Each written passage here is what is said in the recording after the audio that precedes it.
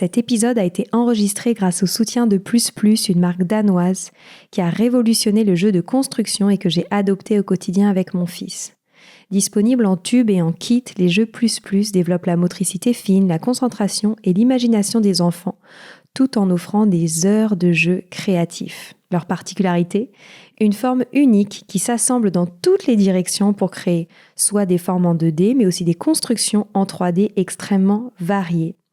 Avec 2 tailles de blocs s'adaptant aux enfants des 12 mois ou des 3 ans, Plus Plus offre une infinité de possibilités de création aux enfants. Fabriqués en Europe, les jeux Plus Plus sont également particulièrement appréciés par les enfants à besoins spécifiques. C'est donc tout naturellement qu'ils ont rendu possible la réalisation de cet épisode aujourd'hui. Rendez-vous sur plus-plus.fr pour découvrir toute leur collection.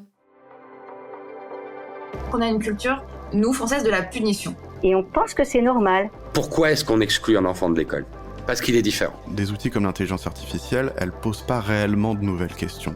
Elles posent d'anciennes questions auxquelles on n'a pas répondu depuis longtemps. Comme Maria Montessori le disait, l'éducation est la plus belle arme de paix. Tous les enfants sont des philosophes et certains adultes le demeurent. Nos enfants deviennent comme nous les voyons, nos enfants deviennent comme ils nous voient. Prenons le temps de réfléchir à ce qu'on veut pour demain. Bienvenue sur le podcast Les Adultes de demain. Je suis Stéphanie Desclèbes, entrepreneuse et surtout actrice engagée pour l'enfance. Chaque semaine, je donne la voix à celles et ceux qui nous font réfléchir sur l'enfance et sa place dans notre société, en nous donnant des clés pour mieux comprendre enfants et adolescents et surtout pour les accompagner à devenir des adultes de demain épanouis. Pour en savoir plus sur mes dernières actualités, rendez-vous sur le compte Insta Les Adultes de demain ou sur mon compte perso LinkedIn. Pour retrouver un condensé des meilleurs moments du podcast, je vous laisse découvrir le livre « Offrons le meilleur aux enfants » aux éditions Hatier, que j'ai coécrit avec ma mère Sylvie Desclèbes, qui est fondatrice d'École Montessori et spécialiste de l'éducation. Elle anime aussi la chronique Pause éducative diffusée un mardi sur 2 sur ce podcast. Allez, je laisse place à un nouvel épisode. J'ai aujourd'hui l'immense chance de vous proposer un format d'épisode un peu particulier, avec non pas un invité, mais 3 spécialistes des enfants neuroatypiques, présentant donc un trouble du neurodéveloppement. Nous avons exploré ensemble comment mieux comprendre et répondre aux singularités de chacun de ces enfants, dans un contexte marqué par de nombreux défis, vous le verrez. Les expertes que vous entendrez aujourd'hui à mon micro travaillent à l'hôpital Robert Debré. Pour rappel, c'est dans cet établissement qu'a été créé l'Institut Robert Debré du cerveau de l'enfant qui réunit médecins, chercheurs, éducateurs et familles autour d'un objectif commun, transformer les avancées scientifiques en solutions concrètes pour les enfants. Je vous souhaite une très bonne écoute. Bonjour à toutes. Bonjour. On est aujourd'hui ensemble pour parler des troubles du neurodéveloppement et surtout comment s'adapter aux singularités de chacun, puisque aujourd'hui, les troubles du neurodéveloppement concernent 1 personne sur 6. Et pourtant, ils restent encore largement mal compris, parfois diagnostiqués tardivement et accompagnés souvent, malheureusement, dans des environnements peu adaptés. Alors, qu'est-ce qu'on sait vraiment aujourd'hui des fameux TND. Qu'est-ce qui a changé ces dernières années ? Pour en parler, j'ai le plaisir d'accueillir 3 professionnels qui travaillent au quotidien auprès de ces enfants à l'hôpital Robert Debré. J'ai tout d'abord le docteur Anna Maruani, pédopsychiatre qui coordonne le Centre de référence maladies rares CRMR, déficience intellectuelle et troubles du neurodéveloppement TND de causes rares et qui mène également des travaux de recherche sur ces troubles, notamment sur les bases génétiques et neurobiologiques de l'autisme. Je suis également accompagnée de Mélodie Kedadouche, psychomotricienne qui réalise des bilans psychomoteurs dans le cadre de diagnostic de troubles du neurodéveloppement, évidemment, et qui accompagne des enfants aussi en cabinet libéral. Et enfin, je suis accompagnée d'Oriane Graciano, orthophoniste qui travaille auprès d'enfants ayant des troubles de la communication, du langage et de la parole. Merci à toutes d'être là aujourd'hui. Je suis vraiment très heureuse puisque, comme je le disais avant d'enregistrer, c'est une première pour moi d'être à 4 aujourd'hui et c'est d'une extrême richesse, je pense, de vous avoir aujourd'hui avec nous pour parler de cette thématique essentielle. Et donc, je suis certaine que les auditeurs vont être très heureux de vous entendre. Donc, comme je le disais, les TND concernent aujourd'hui une personne sur 6. Plus de 50% des personnes présentent aussi d'autres troubles associés. Est-ce qu'on peut dire aujourd'hui que l'on comprend mieux les TND, puisque en effet, ils représentent tout de même une large partie de la population? Effectivement, ce sont des troubles qui sont extrêmement fréquents, vous l'avez très bien dit, une personne sur 6. Ce sont des troubles qui sont extrêmement hétérogènes et qui comprennent les troubles du spectre de l'autisme, les troubles du développement intellectuel, les troubles hyperactifs déficit de l'attention, les troubles du langage et de la communication, les fameux multidys dont tout le monde entend parler, et puis les troubles moteurs.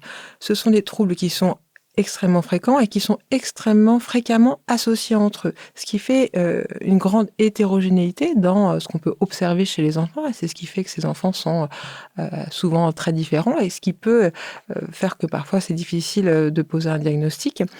Il y a eu énormément de progrès sur le repérage de ces enfants, sur leur accompagnement, mais aussi sur l'accès au diagnostic. Le diagnostic qui comprend bien sûr le diagnostic de comment il est mon enfant, qu'est-ce qui ne va pas chez lui et comment je peux faire pour essayer de l'accompagner. Et donc c'est vraiment comprendre ce qui ne va pas, comment il fonctionne. On va essayer de comprendre de pourquoi. Donc c'est le diagnostic étiologique, c'est mieux comprendre les causes. Et maintenant, on a de plus en plus d'idées sur les causes.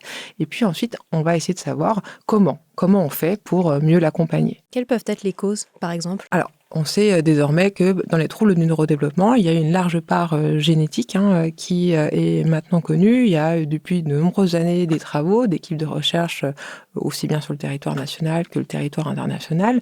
Il y a plus de 200 gènes qui ont été identifiés comme responsables, par exemple, des troubles du spectre de l'autisme. On n'a pas encore tout compris, mais on sait qu'il y a des causes génétiques. Il y a des facteurs de risque non génétiques, notamment la très grande prématurité, notamment les tout petits poids de naissance. Mais ces facteurs de risque ne suffisent pas à eux seuls.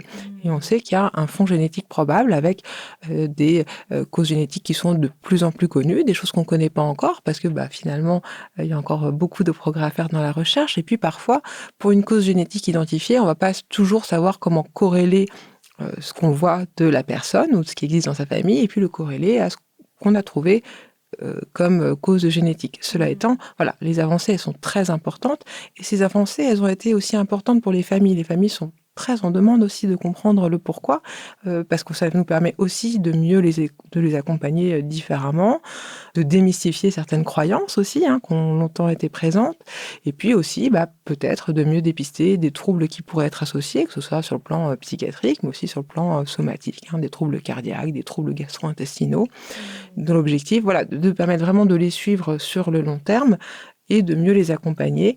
Et je pense que mieux diagnostiquer, c'est aussi mieux accompagner.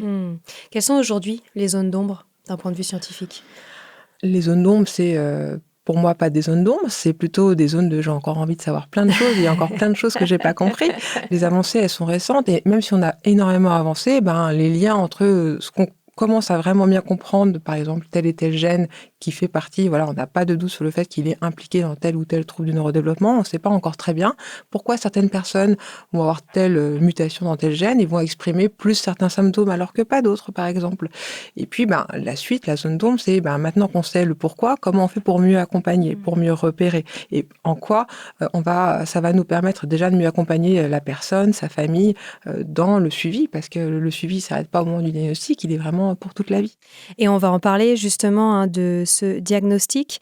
Mais avant cela, est-ce que vous pourriez nous réexpliquer ce que englobe les réalités de ces différents troubles ? En effet, vous avez parlé des troubles 10, troubles du spectre autistique, donc TSA, on va maintenant utiliser les acronymes, le TDAH, etc. Évidemment, c'est des réalités très différentes. Qu'est-ce qu'elles ont en commun et qu'est-ce qui les distingue ? Ce qu'elles ont en commun, c'est que les premiers symptômes, le plus souvent, ils sont repérés très tôt.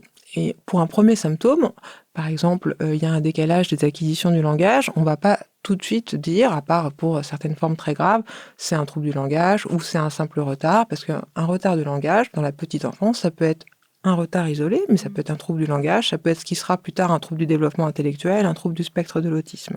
Donc, il va falloir recueillir ces informations, et une fois que on a l'inquiétude parentale qui est verbalisée, il va falloir l'accompagner. Ça a aussi en commun que ce sont des troubles qui sont fréquents et fréquemment associés ensemble. C'est-à-dire que parfois, il va avoir l'enfant et un trouble du spectre de l'autisme et un trouble du développement intellectuel et un trouble du langage. Le suivi en ça, il est important parce que tous les troubles, ou en tous les cas l'expression des troubles, le retentissement de ces troubles, il ne va pas forcément arriver en même temps au moment du développement. Et donc il va falloir repérer précocement tous les potentiels autres troubles qui vont arriver. On sait que c'est des troubles qui ont des origines biologiques qui sont communes, et donc ils ont ça aussi en commun. Après, l'objectif de vraiment poser un diagnostic fonctionnel avec donc bien sûr l'équipe pluridisciplinaire, comme ce qu'on fait dans le service de psychiatrie à Robert Debré, c'est vraiment d'avoir un diagnostic qui est très riche afin de pouvoir décortiquer ce que font, comment fonctionne cet enfant, comment fonctionne cette personne, afin de pouvoir mettre en place vraiment des stratégies spécifiques à chaque particularité, justement de ce qui fait le développement de son cerveau.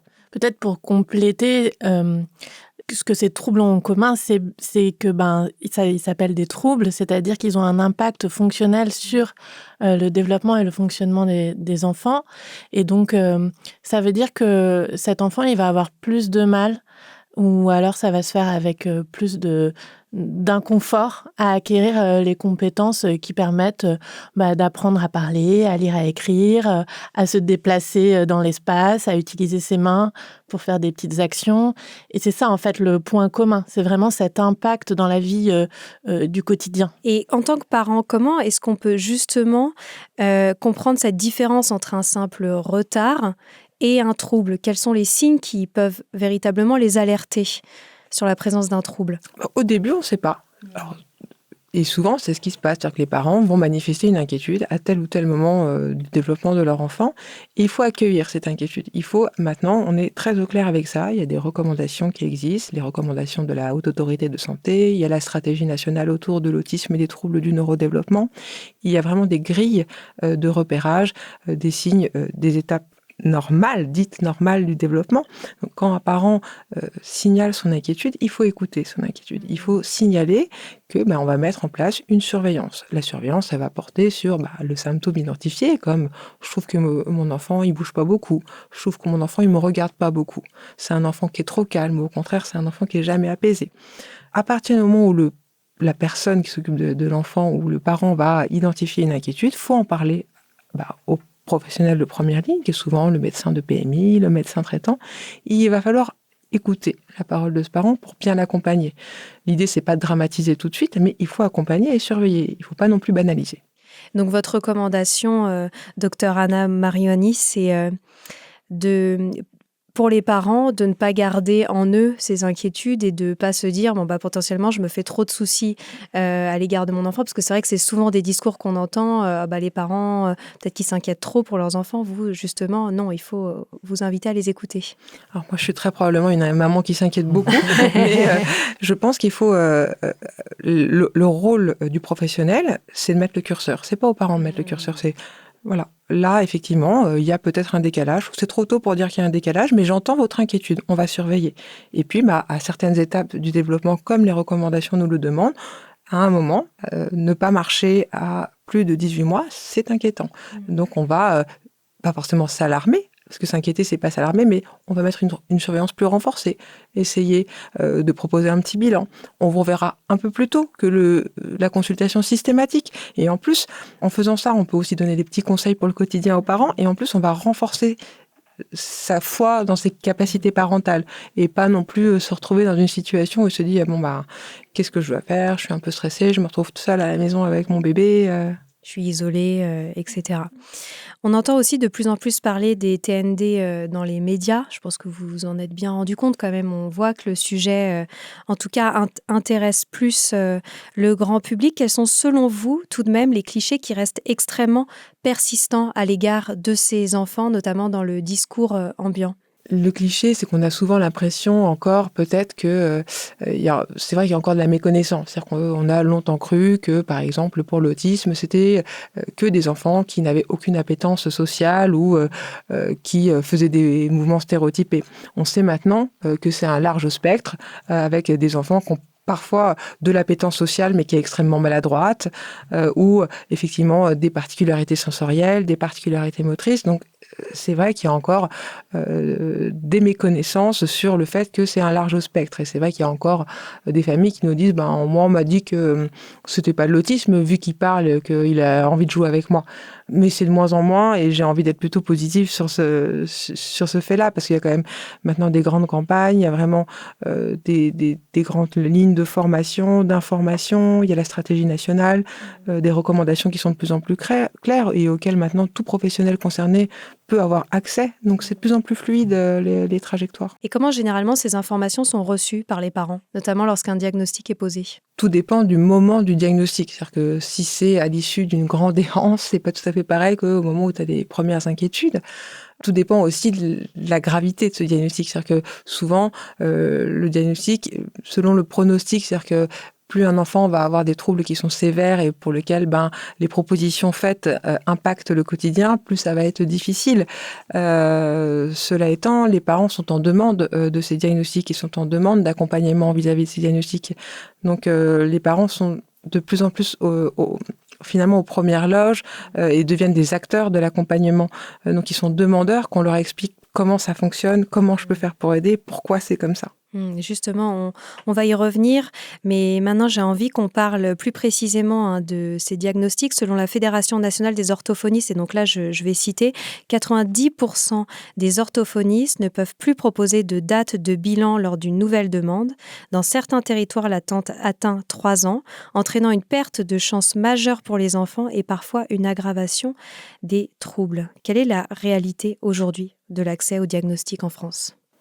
Pour répondre en tout cas sur l'aspect orthophonique, c'est évident qu'il y a des grosses difficultés pour les patients à accéder à un bilan et puis ensuite à une prise en charge.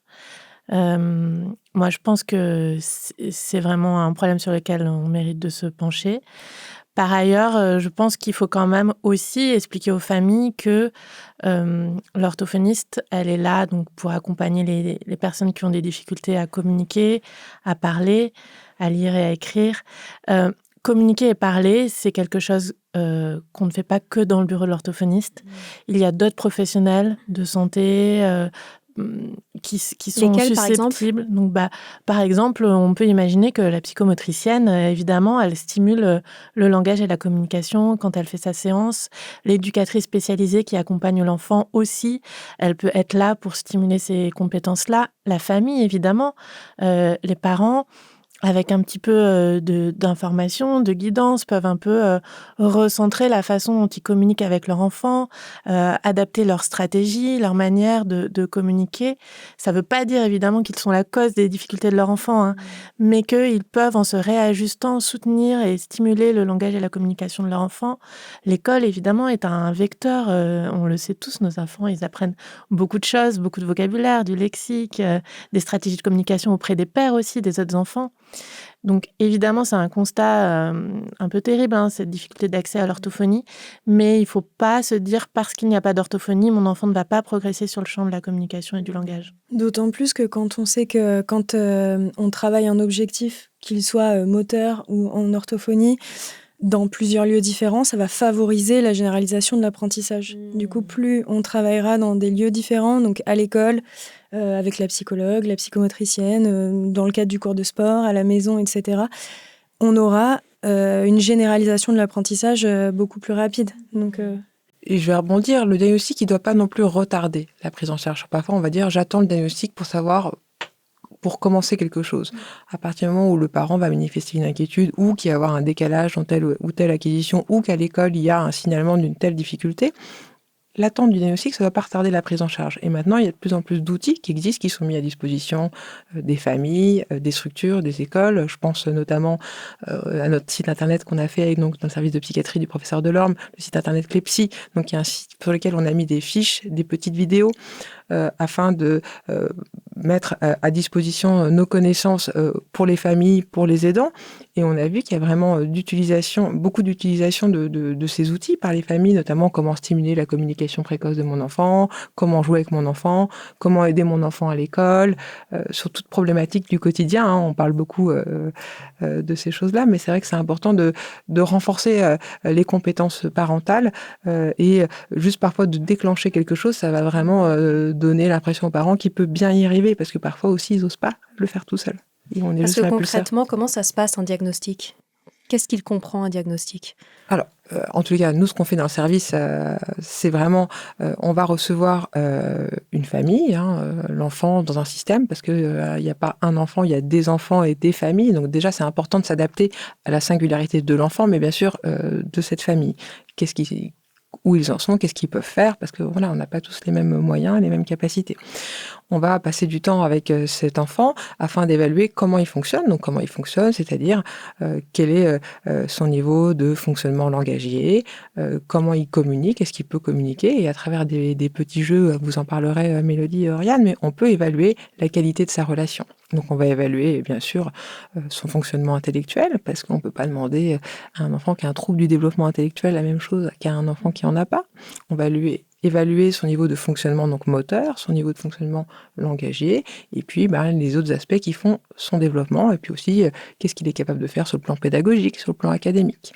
Donc on est une sorte de système où il y a donc ces différents professionnels, l'orthophoniste, l'enseignante, la psychomotricienne, le médecin, l'infirmière. On a la chance d'avoir une équipe pluridisciplinaire, et on se réunit au bout de ces moments de bilan afin d'évaluer, de faire un diagnostic fonctionnel précis. Et puis ensuite, on reçoit la famille pour expliquer comment fonctionne l'enfant. Et suite à ce bilan diagnostique, quelles sont les préconisations qu'on fait. Donc les préconisations en termes de prise en charge. Donc il va falloir que vous mettiez en place un travail des habiletés sociales, un travail de rééducation orthophonique. Il va falloir qu'on demande peut-être un dossier auprès de la MDPH, la Maison départementale du handicap, pour qu'il y ait le droit qu'il y ait une AESH, donc c'est les personnes qui viennent dans la classe pour aider l'enfant, ou alors qu'on mette telle ou telle prise en charge un peu spécifique. Et c'est ce qu'on explique à la famille au moment de cette restitution diagnostique, avec l'élaboration donc d'un dossier pour la MDPH, et puis on sera amené à revoir bien sûr la famille pour s'assurer qu'elle a bien compris ce diagnostic, et que on puisse l'accompagner dans le parcours de soins, parce qu'encore une fois le trouble ne s'arrête pas une fois que le diagnostic est posé. C'est des personnes qui vont un jour devenir des adultes, et puis qui tout au long de leur développement, vont potentiellement avoir d'autres troubles qui vont s'y associer, que ce soit autres troubles du neurodéveloppement, mais aussi des troubles psychiatriques, et puis des choses qui sont reliées au fait de devenir un adulte, et pour lesquelles les exigences sociales sont de plus en plus importantes, et avec des trajectoires qu'on ne peut pas, comme ça, à ce premier diagnostic, forcément prédire. Et étant donné les difficultés auxquelles vous faites face, notamment sur la pénurie d'orthophonistes, par exemple, dans notre pays, et face à cette très forte demande, et aussi en même temps la très grande diversité des profils, est-ce que c'est réellement possible aujourd'hui de proposer un accompagnement véritablement adapté à chaque enfant, une fois que ce diagnostic est posé ? On peut le proposer. C'est vrai que évidemment, les parents y rencontrent des difficultés dans la mise en œuvre de ces préconisations. Lesquels, par exemple ? Eh bien, effectivement, parfois, quand on est dans un département sous-doté en orthophoniste, on peut avoir du mal à trouver une orthophoniste. Il y a parfois aussi des professionnels qui se sentent pas en mesure d'accompagner certaines familles, certains troubles. Maintenant, il y a quand même des familles aujourd'hui qui ont un suivi adapté, qui correspond aux besoins de l'enfant. Je pense qu'Anna a raison aussi de rappeler que les besoins ne sont pas figés, c'est-à-dire peut-être au moment du diagnostic, l'enfant il a besoin particulièrement d'un accompagnement sur le plan des interactions et de la communication, et puis peut-être 3 ans après, ce besoin-là il sera moins prioritaire. Par contre, les difficultés motrices, au niveau du développement moteur, auront pris le dessus, donc peut-être là il faudra mettre en place plus un focus au niveau psychomoteur, et puis peut-être que c'était un enfant qui jusqu'à présent n'avait pas de difficultés sur le plan du comportement ou des interactions. Puis là, c'est l'entrée au collège. Donc, les relations avec les pairs sont plus compliquées. Donc là, il faut peut-être porter une attention un peu plus précise sur comment ça se passe dans l'établissement scolaire. Et donc, finalement, c'est la combinaison de ces prises en charge sur différents temps, je pense, qui fait la clé d'un parcours qui se déroule sans trop d'embûches. Avec une priorisation. Exactement. Pour que ce soit adapté et plus facile à mettre en place pour certaines familles. Prioriser, je pense que ça peut répondre en partie à votre question. Et puis, on a aussi beaucoup de parents qui viennent des parents experts qui se forment, qui se forment, qu'on va accompagner avec des programmes d'éducation thérapeutique, mais qui vont aussi, par leurs propres moyens, aller chercher des formations, parfois même à venir J'ai en tête comme ça une maman que je connais et qui est allée former des professionnels. Je trouve pas de solution, donc moi je me suis formée. Maintenant, je vais former des professionnels et on en connaît de plus en plus. Donc je pense que avant, peut-être il y a nombreuses années, les parents étaient un peu mis de côté, mais maintenant les parents, ça devient vraiment des acteurs et des partenaires du soin. Et dans ce soin, généralement, combien de temps est-ce que vous suivez ces enfants? Parce que idéalement, de ce que je comprends, il faudrait qu'ils aient un suivi presque qui ne s'arrête jamais. Comment dans la réalité est-ce que ça se passe? Alors, je pense que chaque centre fait différemment et surtout comme il peut. C'est vrai qu'on a une unité de diagnostic, on fait partie des centres ressources autisme et centres d'excellence pour les troubles neurodéveloppement. Après, il y a un suivi. Le suivi, il va avoir surtout pour mission de s'assurer que les prises en charge, elles sont faites, mais surtout qu'il n'y a pas de nouveaux troubles qui vont s'associer. C'est-à-dire que l'idée, c'est aussi de dépister précocement toute nouvelle chose qui viendrait impacter la trajectoire. Et maintenant, j'aimerais qu'on parle un peu plus précisément de ce qui se passe en termes de spécificité pour chacun de ces enfants, et notamment en termes de langage et de communication. Quels sont les troubles les plus concernés par ces difficultés-là? Pour les troubles du neurodéveloppement, ce qu'on appelle les troubles développementaux du langage, ça peut être la difficulté finalement à apprendre des nouveaux mots, à comprendre la signification de nouveaux mots, à former des phrases. Et puis, donc ça, c'est ce qu'on appelle le trouble du langage. On peut avoir des difficultés de parole. Donc là, ça concerne plutôt l'articulation, le fait d'associer des sons ensemble au sein d'un mot et puis des phrases. Donc ça, ce sont les troubles de la parole. Et pour les enfants qui ont aussi parfois une déficience intellectuelle ou un trouble du spectre de l'autisme, il y a des difficultés dans comment j'utilise ce langage pour entrer en interaction avec les autres. Et là, on parle de trouble de la communication. Donc finalement, il y a un peu ces trois versants qui peuvent s'associer ou se trouver de manière isolée au sein des différents TND.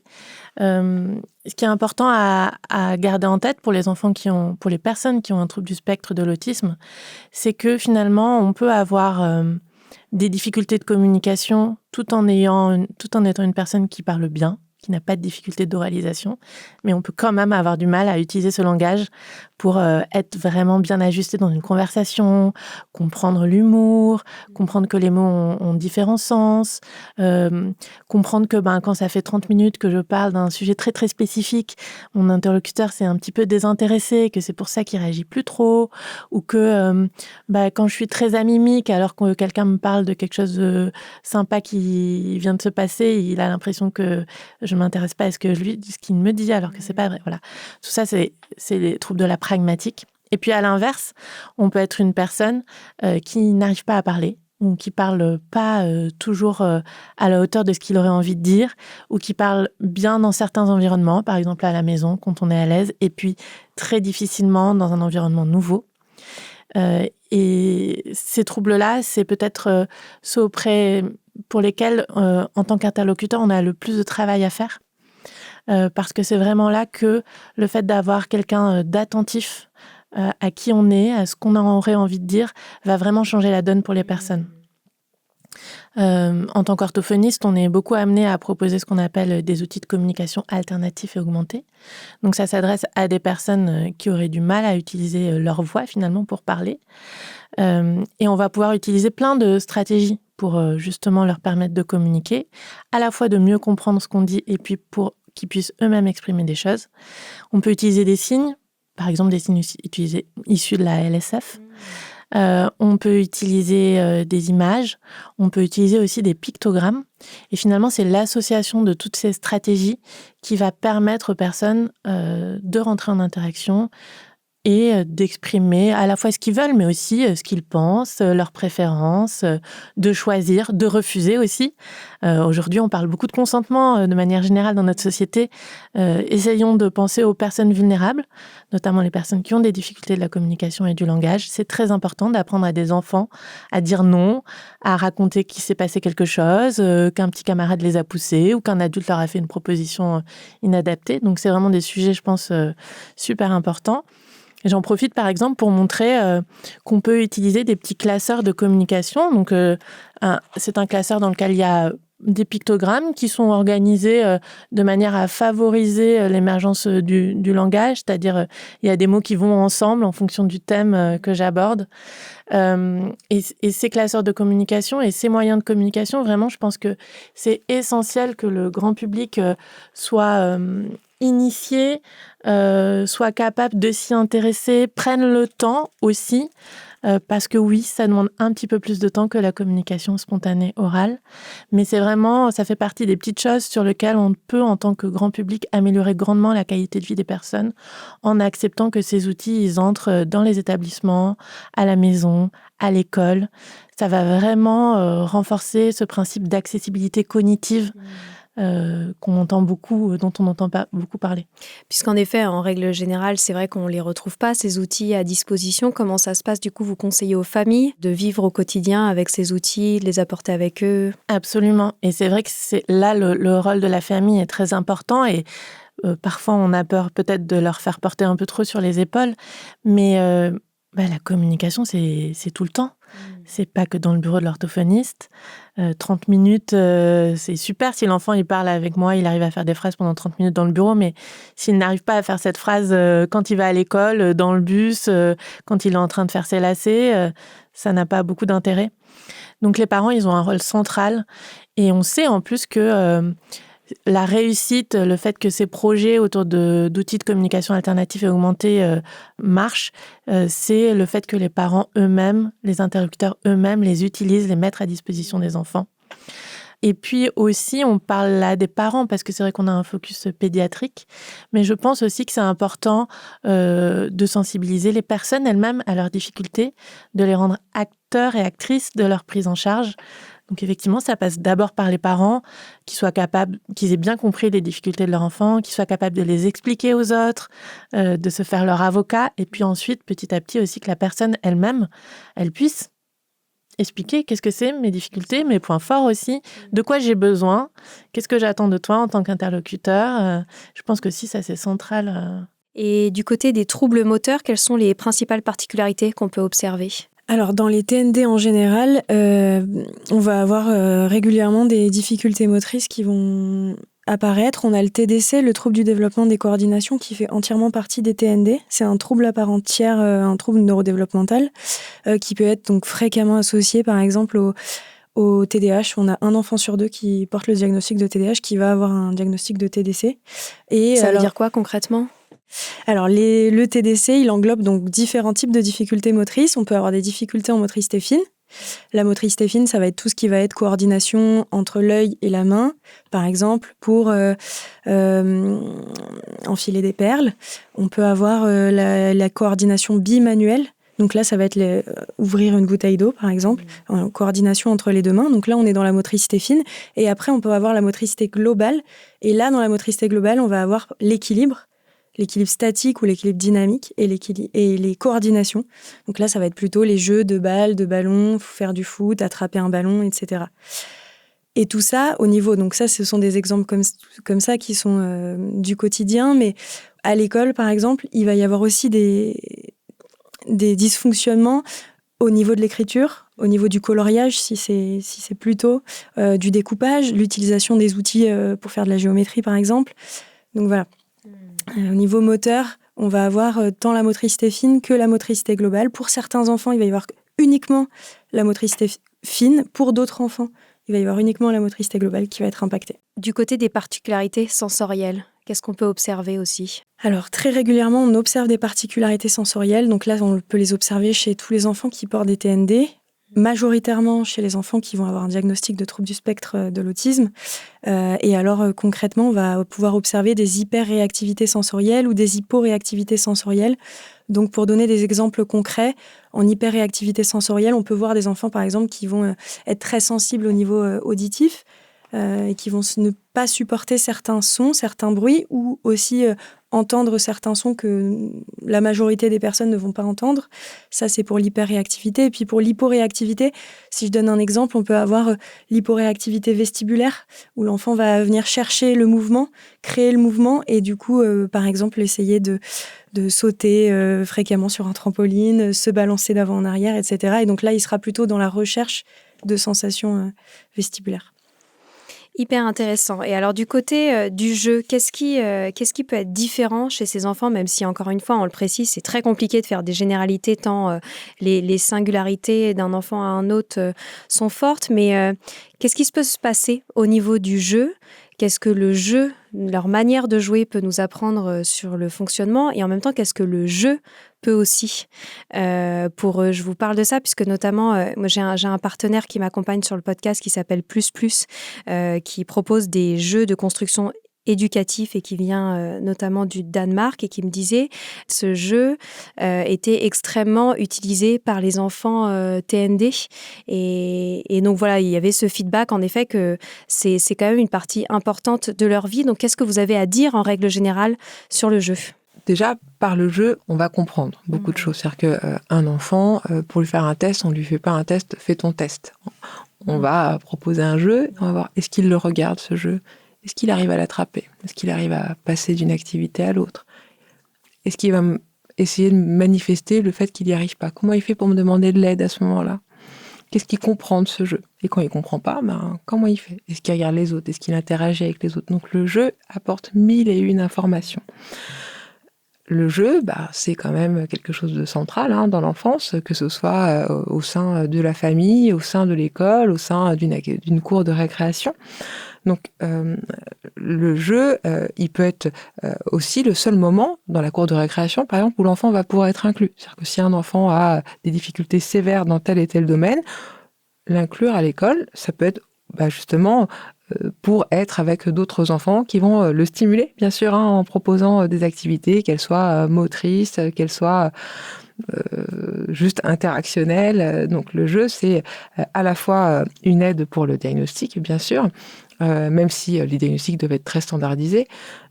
Et puis aussi, ça peut être une aide pour les rééducations et surtout pour les motiver. Parce qu'un enfant, quand il suit une rééducation, et je vous laisserai en discuter après, mais quand il suit une rééducation, il va falloir le motiver. C'est un exercice, c'est un effort pour lui. C'est pas... On ne demanderait à personne d'enfiler ses lunettes juste comme ça. C'est-à-dire, quelqu'un qui a besoin de lunettes, on lui met des lunettes, il voit. L'enfant, il va devoir vraiment travailler dur pour essayer de se concentrer, pour essayer d'ouvrir correctement les choses, pour essayer de faire un trait droit. Et ensuite, à l'école, essayer de transposer tout ce qu'il a fait en séance ou avec ses parents à la maison, d'essayer de le faire à l'école. On prend les enfants, par exemple, qui ont des troubles de coordination, des troubles moteurs. Ils arrivent avec leur ordinateur à l'école pour essayer de compenser leurs difficultés. C'est coûteux pour eux, c'est coûteux parce que pendant qu'ils essayent d'écrire, il va falloir qu'ils écoutent en même temps. Donc, on ne se rend pas compte de l'impact que ça peut avoir sur un enfant. Donc, le jeu, le fait que ce soit aussi un peu ludique, les outils de rééducation, c'est très important pour les motiver parce que c'est pas un sprint, c'est pas pendant un mois et puis après on arrête. C'est très probablement pour un très long moment. Donc, il va trouver une façon de motiver. Et dans le jeu, c'est une façon qu'on a de motiver à la fois l'enfant, mais aussi les professionnels, les personnes qui l'accompagnent, les parents. Oui, tout à fait. Moi, dans mes séances en rééducation, je passe par le jeu. J'ai envie de dire toujours, à chaque séance, en début de séance, à la fin de séance, même au sein de la séance, quand on est en train de travailler un objectif très spécifique, mesurable, atteignable. L'objectif va être très carré, mais tout ça sera au travers du jeu pour effectivement favoriser la motivation de l'enfant et puis être en lien avec lui. Et voilà, on ne travaille pas des choses parce qu'il faut les travailler. On les travaille avec l'enfant et sa motivation va être fondamentale. Et donc le jeu, ça permet ça aussi.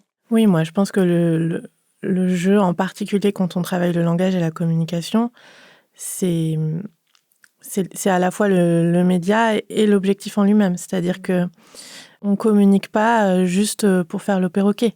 On communique parce que ça répond à un besoin, à une envie, à un désir de partager quelque chose qui nous plaît.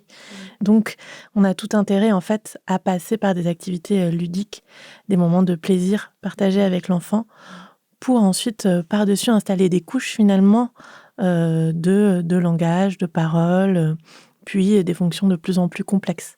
Et effectivement, on va le faire en partant des intérêts de l'enfant. Qu'est-ce qui fait que certains enfants vont progresser très vite et d'autres beaucoup moins ?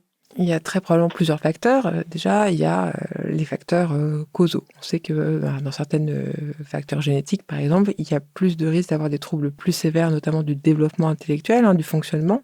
Et donc, on sait que c'est des enfants qui, a priori, encore à ce jour, ont un moins bon pronostic. Donc, les facteurs, ils sont reliés à la sévérité des troubles, bien évidemment. Ils sont liés aussi, parfois, effectivement, à des choses qu'on ne connaît pas encore. Et peut-être qu'un jour, on comprendra, indépendamment des facteurs pronostiques, il y a aussi tel et tel autre facteur qu'on n'a pas encore compris qui font qu'on va plus ou moins aller vers une ou telle trajectoire, parce qu'on n'a pas encore très bien compris pourquoi certaines trajectoires vont dans un sens, pourquoi certains vont bien évoluer dans un domaine et pas dans l'autre. Et puis, on sait aussi qu'il y a des facteurs environnementaux, comme la capacité de mettre en place des soins assez tôt, la capacité de maintenir ces soins et la capacité que ces soins ils soient finalement partout. On parlait des outils de communication, ça devient une seconde peau. C'est-à-dire que aussi, il a cette capacité de transposer cet outil dans tous les domaines que font la vie de l'enfant. Et l'enfant, il a sa vie d'enfant avec son parent, son aidant, ses pairs, l'école, et puis ensuite ça devient un adulte. Il va falloir réfléchir à comment s'adapter à la singularité de cet adulte, qui parfois au plus n'a plus son parent pour l'accompagner. Donc les facteurs pronostiques, ils sont bien sûr également reliés à l'entourage, à la famille et à ce que la société propose pour accompagner. Est-ce que ça vous arrive parfois d'avoir certaines surprises à l'égard d'enfants ? Tout à fait. Oui, bien sûr. On a un exemple très récent d'un enfant qui avait été étiqueté comme un enfant plutôt très sévère et assez déficient. Et c'était un enfant qui effectivement avait un trouble du spectre de l'autisme et qui était non-verbal. Puis on a compris qu'il était lecteur. Donc on lui a mis un petit outil très sympathique comme celui qu'Oriane a montré, donc avec des images, des lettres, des mots. Et il se trouve qu'en plus, il avait un intérêt hyper important pour les lettres et les mots et les chiffres. C'est un enfant qui va bien évoluer et on voit très bien qu'il se saisit très vite de l'outil. En plus, sa maman a tout de suite commencé à faire d'elle-même des petits pictos. Elle est revenue le lendemain. « j'ai découpé des choses à la maison. » Enfin, voilà, il y a un truc qui s'ambiance et c'est trop chouette, quoi. Oui, je pense que c'est important. Moi, je dis souvent aux parents, si quelqu'un vous dit que votre enfant parlera jamais, c'est qu'il ne sait pas de quoi il parle. Et à l'inverse, s'il vous dit, c'est sûr que votre enfant parlera un jour, c'est probablement qu'il ne sait pas non plus de quoi il parle. C'est vrai qu'il y a des facteurs prédictifs. Il y a des choses, on se dit, c'est bon signe. Et il y en a d'autres, on se dit, zut, il y a quand même beaucoup de facteurs de risque. Mais en réalité, on ne sait pas encore exactement. Aujourd'hui, Anna l'a dit, il y a une part de mystère encore. C'est très difficile de savoir à un jour J qu'est-ce que sera le devenir de cet enfant, de cette personne, 3 ans, 10 ans plus tard. Et je pense que c'est vraiment important de le rappeler. Et même pour les adultes, il y a des adultes à qui on propose des nouvelles choses et qui progressent et qui font des apprentissages et qui ont des nouvelles acquisitions ou en tout cas apprennent des choses qui améliorent encore une fois leur qualité de vie, parce que c'est ça en fait ce qu'il faut garder en tête, c'est qu'est-ce que c'est le but de ces soutiens, de ces thérapies, de ces aides. C'est améliorer la qualité de vie des personnes, leur capacité à décider pour elles-mêmes, à être un citoyen. C'est ça, au fond, ce qu'on a envie. Et donc, moi, je pense vraiment que c'est important que les familles, que les parents, que les personnes concernées croient en leurs compétences, en leurs capacités, parce que c'est aussi ça qui va porter, qui va motiver tout le monde et qui va permettre de se projeter dans un avenir où la personne, elle sait faire de plus en plus de choses. Si on n'y croit pas, c'est sûr qu'on ne propose pas des moyens de progresser. Et ça, je pense que c'est vraiment quelque chose, moi, c'est quelque chose qui me tient à cœur à transmettre. Et est-ce qu'au contraire, vous voyez certaines fois des enfants qui régressent ? Et si oui, pourquoi ? Alors, ça existe, la régression. Et d'ailleurs, dans les premières descriptions des troubles du spectre de l'autisme, il était souvent rapporté des phénomènes de régression, donc les régressions développementales qui arrivent souvent dans la petite enfance, la première ou deuxième année de vie. On ne sait pas très bien pourquoi sont là ces régressions, on ne sait pas très bien à quoi elles sont reliées. On sait qu'il y a aussi des syndromes génétiques qui sont reliés aux troubles du neurodéveloppement, qui sont plus fréquemment associés à des phénomènes de régression, parfois même des régressions plus tardives dans la première partie de l'adolescence ou même un peu plus tard. Vous parliez tout à l'heure encore des zones d'ombre, ça fait vraiment partie encore des axes de travail qu'on a à l'Institut du cerveau de l'enfant et de l'adolescent Robert Debré. Et vous avez beaucoup parlé quand même pendant cet entretien des parents. Quelle est selon vous la place que peut prendre aujourd'hui les parents et comment est-ce que vous l'avez vu évoluer à travers le temps ? elle est centrale, mais c'est pas spécifique aux troubles du neurodéveloppement. Ça, je crois pas que mes collègues d'endocrinologie fassent des régimes diabétiques sans les parents. La place du parent, elle est centrale. Elle est centrale parce que ça va être effectivement l'acteur principal, parce que c'est l'acteur du quotidien. C'est l'acteur du quotidien qui, en plus, parfois, va se faire le transmetteur de telle ou telle info. Donc, l'orthophoniste ou la psychomotricienne m'a dit que je pouvais essayer ça, mais ils vont essayer d'aller le dire à la maîtresse. Et puis souvent, moi, je suis très surprise par ces parents qui, parfois, m'apprennent des choses. C'est-à-dire que, par exemple, je suis souvent avec une association d'un syndrome qui s'appelle le syndrome de Phelan-McDermid. Et les parents m'apprennent des choses. Je fais les réunions scientifiques avec eux. Ils me disent « Vous avez lu tel article scientifique ?» Ils sont beaucoup plus en avance que moi, parfois. Donc, on s'apprend ensemble aussi. Parce c'est fini la médecine où il y a d'un côté la médecine, la recherche de l'autre, les familles de l'autre. C'est-à-dire que les parents, ils sont acteurs aussi de ces soins, ils sont acteurs de la recherche. C'est aussi eux qui nous apprennent les choses. C'est-à-dire qu'on va avoir le recueil de parents qui vont nous dire « Bah oui, on se connaît, ça fait 2-3 parents qui nous disent qu'à 12 ans, il se passe telle ou telle chose. » Mais en fait, si les parents ne nous le rapportent pas, nous, on n'avance pas dans la médecine. Et on fait encore de la médecine des années 50. Donc, les parents, c'est les acteurs des soins, mais aussi de la recherche et de l'inclusion, ce qui reste la chose la plus importante. Et donc, qu'est-ce qu'ils peuvent faire concrètement dans le quotidien des enfants, ces parents ? Moi, je pense que questionner les professionnels qu'ils rencontrent, faut pas hésiter. Je pense à j'ai pas compris. Est-ce que vous pouvez m'expliquer ? C'est quoi votre objectif quand c'est de l'orthophoniste, par exemple ? C'est quoi votre objectif ? Comment je peux continuer à travailler ça avec mon enfant à la maison ? Est-ce que vous pourriez m'aider sur ce truc-là ? Ça le gêne, mon enfant. Je pense qu'il faut vraiment pas que les parents hésitent à poser des questions, à comprendre les réponses. À venir en séance avec nous aussi, s'ils le souhaitent. Moi, ma porte est grande ouverte pour que les parents observent et puis puissent reprendre des choses à la maison s'ils le souhaitent. Oui, je pense que les cabinets portes fermées, ça se fait quand même de moins en moins. Et que c'est aussi une grande richesse de pouvoir que le parent puisse voir comment ça se passe en orthophonie. Ça permet de mieux comprendre, ou chez la psychomotricienne, de mieux comprendre, de réappliquer. Parfois, les parents d'enfants qui ont un TND, justement, ils ont l'impression, il y a un sentiment de perte de compétences parentales. Et je pense que qui trouvent des ressources sociales, amicales, familiales pour lutter contre ce sentiment, c'est important parce que un parent qui va à peu près bien, qui est reposé, qui se sent bien dans sa vie, qui se sent soutenu, c'est aussi un parent qui aura plus de facilité à mettre tout ça en place. C'est quand même éprouvant le parcours pour les personnes, mais pour les parents aussi. Et je pense que ça aussi, c'est quelque chose à prendre en compte, nous, en tant que professionnels.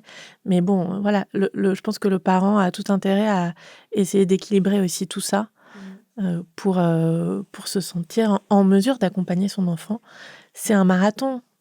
D'autant plus qu'il y a souvent pas qu'un enfant, il y a souvent des autres enfants, donc soit des enfants qui sont déjà là et qu'il va falloir aussi accompagner, qui vont peut-être avoir d'autres choses, donc d'autres difficultés, d'autres troubles qui seraient moins visibles, mais voilà. Et puis aussi des enfants qui vont venir, et c'est aussi comment ce parent trouve sa place dans les modalités parentales qu'il a avec des enfants singuliers, mais et de plus en plus, maintenant, il y a vraiment un travail de guidance parentale, d'ateliers pour essayer de les accompagner dans leurs modalités parentales qui sont à la fois spécifiques à qui ils sont en tant qu'entité familiale, mais aussi avec des enfants qui sont potentiellement différents et qui font accompagner de façon différente. Et c'est pas trivial, donc on est aussi là pour les accompagner.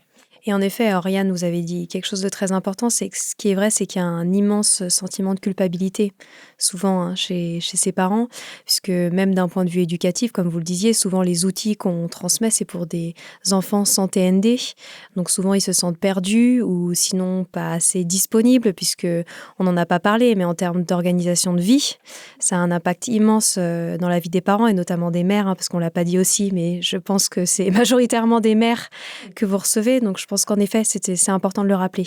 Alors, on a de plus en plus de papas, mais c'est vrai qu'il y a une large majorité de mamans qui arrêtent leur fonction, parce que parfois aussi, il y a 1, 2, 3, 4 enfants qui sont suivis. Mais c'est vrai que c'est un engagement important pour ces familles-là, et plus elles vont pouvoir être acteurs, actrices des soins et de l'accompagnement, plus ils vont aussi se sentir bien. Et se sentir bien, je pense que ça reste quand même, les enjeux de santé mentale, c'est très important parce qu'encore une fois, c'est pas un temps T, c'est un temps prolongé. C'est un marathon. On en a parlé brièvement tout à l'heure, la place de l'environnement dans la vie de ces enfants, parce que ce qui est quand même assez fou, c'est qu'on demande beaucoup à ces enfants de s'adapter à des environnements qui ne sont pas pensés pour eux, alors que si les environnements étaient pensés pour eux, ça répondrait à leurs besoins et aux besoins des autres enfants sans TND. Qu'est-ce qui est, selon vous, le plus prioritaire à transformer dans l'environnement de vie de ces enfants ? Peut-être qu'on peut commencer par l'école, par exemple. De façon générale, il faut l'éducation, ça reste prioritaire. C'est-à-dire que l'éducation pour tous, il faut qu'on mise dans l'éducation. C'est-à-dire que c'est la base ça fait du sens et c'est comme ça qu'on évolue. Diagnostiquer, ça sert aussi à diagnostiquer le comment. Et si on a une idée précise de comment fonctionne l'enfant, on va pouvoir faire des propositions. L'inclusion, il y a encore beaucoup à faire. Alors, il y a plein de choses qui commencent à être faites, notamment au terme de l'éducation nationale. Après, c'est vrai qu'il manque de moyens humains, de moyens probablement financiers, mais on ne va pas rentrer dans ce débat-là, mais aussi de moyens techniques. C'est-à-dire qu'on discutait l'autre jour à l'hôpital de parfois, quand vous allez à l'hôpital, il y a la place dans l'ascenseur pour un fauteuil roulant. L'école, on n'en est pas encore tout à fait là. Mais c'est vrai qu'il n'y a pas non plus d'adaptabilité pour tout ce qui est contrainte cognitive. Ça reste encore un champ à construire. Par exemple, vous pensez à quoi ? Des tableaux de langage assisté, faciliter l'accès à un outil clavier quand il y a des difficultés motrices plus importantes, à de la synthèse vocale, à proposer des dictées à trous. C'est pas encore trivial. Et ça reste une démarche coûteuse. Les aménagements pédagogiques sont pas encore tout à fait possibles par le manque de moyens, comme tu le disais, effectivement. Mais effectivement, on entend beaucoup, de plus en plus, on parle d'aménagement pour les difficultés motrices. Alors, c'est pas encore tout à fait mis en place, mais voilà. De plus en plus, on parle d'aménagement autour des troubles sensoriels. C'est toujours pas encore tout à fait mis en place. C'est vrai, les casques anti-bruit, etc. Les casques anti-bruit, ça commence à se démocratiser un petit peu. En revanche, tout ce qui va être plus cognitif, là, on en parle beaucoup moins. Mais c'est vrai qu'on s'était fait la remarque par rapport à ça. Oui, il y a une obligation des établissements maintenant à être accessibles. Et c'est vrai que l'accessibilité cognitive, elle est un peu moins connue. Il y a des initiatives intéressantes, avec le français facile à lire et à comprendre, le FALC, qui propose un ensemble de règles à la fois visuelles, syntaxiques, lexicales, pour produire des textes qui soient plus faciles à comprendre. Ça répond aux besoins des personnes peu francophones, aux petits lecteurs, petites lectrices, avec effectivement un trouble du développement intellectuel, éventuellement dyslexique, ayant un trouble de la compréhension. Ça, c'est le type d'exemple qui demande certes un petit peu de ressources humaines, mais finalement pas tant, et qui pourrait proposer beaucoup plus de documents faciles et accessibles à tous. Et en dehors de l'école, en termes d'espace de vie, par exemple l'espace public, les transports, etc., qu'est-ce qu'on pourrait transformer pour mieux accueillir ces enfants ? Il y a énormément de choses qu'on a envie de transformer. C'est-à-dire que dans le métro, vous prenez le bruit, le fait qu'il n'y ait pas toujours d'escalator, le fait qu'il y ait blanche, les lumières, les parcs, mettre plus. Alors il y a de plus en plus maintenant sur les lieux publics des images, des signes, mais c'est vrai qu'il y a mille et une façons d'enrichir le quotidien. Je pense que faut pas non plus minimiser les progrès. Je pense qu'on peut pas non plus voir tout de façon négative. Je pense que c'est important de mettre en avant le fait qu'il y a énormément de volonté, en tous les cas, de notre système de renforcer l'accessibilité. Je pense que les enjeux, c'est aussi, encore une fois, de mieux comprendre parce que peut-être ce qu'on imagine maintenant de ce qui fait du bien, ce sera pas ce qu'on imagine dans 10 ans. Et heureusement, c'est ce que je disais tout à l'heure, c'est ce qu'on essaye de monter avec l'Institut du cerveau, c'est mettre les acteurs de la recherche, les usagers, les soignants, tous ensemble, parce que ce qu'on identifie comme besoin ou comme envie maintenant, ce sera peut-être pas le cas dans quelques années. Mais c'est vrai qu'il y a beaucoup de choses à faire en termes d'accessibilité, en termes de lisibilité pour les personnes, même si voilà, il y a des volontés que ça se décloisonne, d'en parler de plus en plus. Je pense que aussi une des pistes finalement, c'est d'écouter les personnes concernées. Il y a des associations maintenant de représentants, enfin d'autoreprésentation pour les personnes autistes, pour les personnes qui ont un trouble du langage, les personnes dyslexiques, les personnes TDAH, les personnes sourdes. Et je pense que voilà aussi tout simplement recueillir la parole et les revendications des personnes autistes. C'est une piste pour réfléchir à comment rendre notre société plus inclusive. Je suis tout à fait d'accord. Nous, on va mettre en place et on va proposer des aménagements, notamment pédagogiques, pour l'école, pour la maison. Et c'est vrai que pour les espaces, les espaces plus collectifs, j'ai pensé exactement la même chose, d'écouter les personnes concernées. Donc si c'est pour soit écouter des enfants qui peuvent en parler, mais aussi des adultes en fait qui ont des TSA, des TDAH et qui parleront peut-être mieux de leurs besoins, par exemple en termes de sensorialité ou d'adaptation de la communication. Il y a des personnes adultes autistes qui disent moi finalement à l'écrit je me débrouille très bien, c'est facile pour moi de rentrer en communication, mais à l'oral c'est très compliqué, donc je préfère que on s'envoie des mails plutôt qu'on se fasse une visio. Tout simplement. Ou même d'adaptation des temps de travail. On voit maintenant que ça se développe de plus en plus pour les adultes, des personnes qui deviennent vraiment des aidants, donc des aidants qui viennent sur les lieux de travail pour dire comment on peut adapter le travail à telle et telle personne, avec peut-être que le fait d'avoir maintenant le télétravail, ça permet aussi d'avoir des jours où on peut se décharger, et puis mais aussi des jours où quand je viens au travail, il faut que je prenne des pauses à heures régulières, ou peut-être qu'il faut qu'on ne soit pas tous en même temps à me parler. Et il y a de plus en plus de personnes qui viennent avec des job coachers. Enfin, il y a des choses qui existent, des nouvelles choses qui existent. Elles ne sont pas encore très répandues. C'est encore difficile d'y avoir accès. Mais plus on va en parler, plus on va pouvoir aussi mettre en place ces aides. Est-ce que ce n'est pas utopique de penser qu'un jour on arrivera pleinement à les inclure, à améliorer l'accessibilité, comme on le disait, des lieux publics, etc., tant la variété est immense de TND? Moi, je trouve ça bien, déjà, l'utopie. Sinon, on a hâte de bosser. Je pense qu'effectivement, ça n'existe pas. La perfection, probablement que ça n'existera pas. Après, la volonté de s'adapter, je pense que c'est important. Ça passe dès les premiers jours de vie, ça passe ensuite à l'école, ça passe à ce qui se passe dans la rue, ça passe par la formation des personnes, ça passe par mettre en place des outils pour que les personnes disent ce dont elles ont besoin, mais aussi ce dont elles ont envie. On entend toujours parler de besoin, mais il y a aussi d'envie. Et ça peut que se co-construire. Il y a beaucoup de choses à faire, mais sans parler d'utopie, effectivement, il y a plein de choses à faire qui sont avec des niveaux de complexité qui sont différents, mais avec des choses très simples, déjà, on peut améliorer le quotidien. Et si on parle brièvement de l'école et notamment du parcours scolaire de ces enfants, on sait comme malheureusement il est encore compliqué pour certains d'entre eux, qu'est-ce que vous observez, puisqu'on est plutôt sur des notes positives aujourd'hui, qu'est-ce qui fonctionne aujourd'hui dans le milieu scolaire pour ces enfants? Ce qui fonctionne, c'est déjà d'évaluer ce qui est possible de faire, de mettre en place. C'est-à-dire que c'est vrai qu'en fonction du type de difficulté, on ne va pas proposer les mêmes choses. Ce qui fonctionne, c'est d'accepter la singularité et d'accepter qu'on rentre dans l'école. C'est-à-dire que si, par exemple, Mélodie en parlait tout à l'heure, elle va faire une somme de préconisations. Si ces préconisations, la direction de l'établissement a accepté de les accepter, comme on va faire un texte à trous, on va permettre qu'il y ait de temps en temps 5 minutes en dehors de la classe pour pouvoir se décharger sur le plan sensoriel. C'est comme ça qu'on peut permettre l'inclusion. C'est avoir accès à des AESH, c'est qu'il y ait de plus en plus de classes dites comme les unités élémentaires autisme, comme les classes d'intégration spécialisée, qui permettent d'avoir des plus petits groupes avec des personnels qui soient formés au sein des écoles.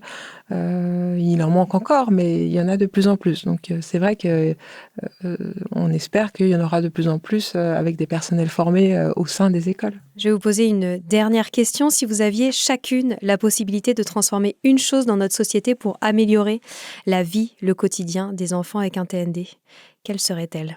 Et je vais commencer par vous, Mélodie. C'est pas facile. Je dois choisir, mais c'est vraiment parce que vous me le demandez, parce que j'ai plusieurs choses à améliorer. Vous avez le droit d'en dire 2. Non, mais une seule chose, je dirais puisqu'on est sur les enfants, je dirais les laisser peut-être davantage se mouvoir, bouger, se mettre debout, parce qu'un enfant, il peut travailler debout, il peut écrire debout, il peut être dans des apprentissages debout. Je dis debout ou sur une chaise à picot. L'idée, c'est qu'il soit plus en mouvement. Je trouve que à l'école, pour notamment des enfants qui ont des TDAH ou des TSA, on leur demande de rester assis toute la journée. Et j'ai l'impression que c'est facile pour personne. Et alors, pour des enfants, et d'autant plus des enfants qui ont des TND, ça me paraît très très difficile. Donc je choisirais ça, les laisser bouger davantage. Et ça va dans le sens, en plus de toutes les inquiétudes qu'on a à l'égard de la sédentarité des enfants. Donc j'ai envie de dire que ce serait bénéfique pour tous. Sur tous les points. Oriane, est-ce que vous avez envie de poursuivre ? Moi, évidemment, je dirais démocratiser les outils de communication alternatifs et augmenter. Je pense vraiment qu'il faut qu'ils soient de plus en plus facilement financés par la MDPH. Il faut qu'on déploie aussi peut-être des solutions techniques. Aujourd'hui, il y a beaucoup d'applications, mais payantes. Peut-être qu'il est temps de réfléchir à des dispositifs conçus de manière collaborative et à disposition de tous sans enjeu financier. Et puis, qu'on accepte que les personnes puissent communiquer de manière différente et que ça ne veut pas dire que la parole a moins de valeur. Et c'est aussi miser sur les compétences des personnes. Et on va finir par vous, Anna. J'ai droit à 2 jokers, moi Oui, aussi. vous avez le droit. Je dirais que c'est important de décloisonner. Décloisonner parce que parfois on a l'impression qu'il y a l'école d'un côté, la MDPH de l'autre, le psychiatre, la psychologue. Donc c'est important que tout ça communique. Alors peut-être qu'il faut créer plus de structures où ça peut communiquer. Je parlais des unités élémentaires autisme, où effectivement ce sont des classes au sein d'un établissement classique. Et je pense que c'est important. Je pense aussi qu'il faut encourager. La deuxième notion, je dirais que ce serait vraiment, premièrement, l'éducation, deuxièmement, encourager. On a souvent tendance à avoir une vision négative des choses et c'est entendable parce qu'il y a plein de choses négatives, mais je pense qu'il faut toujours encourager la personne, encourager l'enfant parce que parfois on les voit tardivement dans leur parcours, c'est-à-dire que là on parle beaucoup de la petite enfance, mais on voit aussi beaucoup d'enfants qui arrivent à l'hôpital Robert Debré, aux urgences, parce qu'ils sont très anxieux, parce qu'ils sont très tristes, parce que parfois la société... c'est trop dur et on voit qu'il y a vraiment une augmentation importante du taux de tentatives de suicide, de décompensation de troubles psychiatriques au début de l'adolescence ou pendant la vie d'adulte. Je ne suis pas sûre que ce soit spécifique aux troubles du neurodéveloppement ni à l'enfance. Je pense que c'est important d'encourager les gens. L'encouragement, ça me semble bien. Tout à fait. Merci infiniment pour ce temps d'échange qui était absolument passionnant et je suis certaine qu'il sera d'une utilité certaine pour de nombreux auditeurs qui s'intéressent beaucoup à cette question. Merci beaucoup. Merci beaucoup. Merci encore à Plus Plus, ce jeu de construction que j'adore, de soutenir le podcast et de s'engager pour offrir aux enfants de multiples opportunités d'exprimer toute leur imagination et leur créativité, notamment pour les enfants à besoins spécifiques. À très bientôt. Merci infiniment d'avoir écouté cet épisode. J'aimerais prendre le temps de remercier tous ceux qui s'abonnent à la chaîne du podcast, qui laissent des avis et des notes sur Apple Podcast ou Spotify. Ça paraît rien, mais ça fait toute la différence pour faire connaître notre travail qui est complètement indépendant. Pour me retrouver, je vous rappelle que vous pouvez aller sur le compte Instagram des Adultes de Demain ou sur mon compte LinkedIn perso. N'hésitez pas à me partager vos retours sur cet épisode ou sur le podcast en général. Ça fait tellement du bien de vous lire. Je vous dis à très bientôt pour un nouvel épisode.